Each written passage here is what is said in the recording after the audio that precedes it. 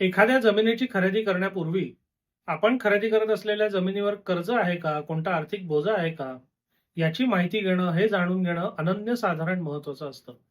कारण त्या अनुषंगाने तो व्यवहार कसा करायचा किंवा व्यवहार करायचा का नाही करायचा हे अवलंबून असतं.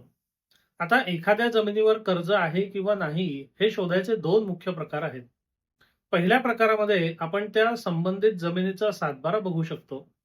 बहुतांश वेळेला जेव्हा एखाद्या जमिनीवर कर्ज दिलं जातं, तेव्हा त्याचा आर्थिक बोजा म्हणून इतर अधिकारामध्ये नोंद केली जाते.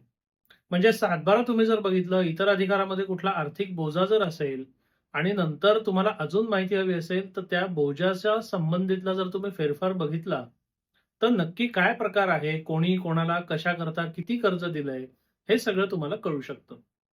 अजून जर तुम्हाला थोडं खोलात जायचं असेल, तर जी मालमत्ता तुम्हाला खरेदी करायची असेल, त्याचा स्थानिक नोंदणी कार्यालयामध्ये गेल्या 25-30 वर्षाचा शोध आपण घ्यावा.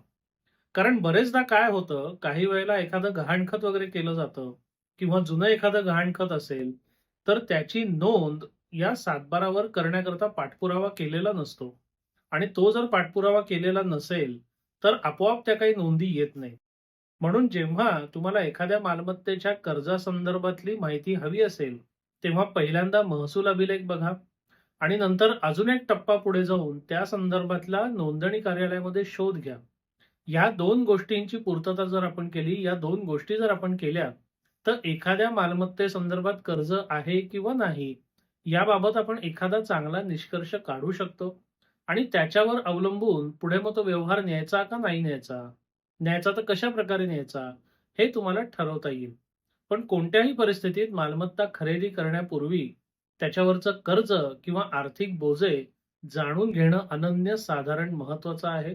ते केल्याशिवाय अंतिम निर्णय घेणं हे धोकादायक ठरू शकतं. धन्यवाद.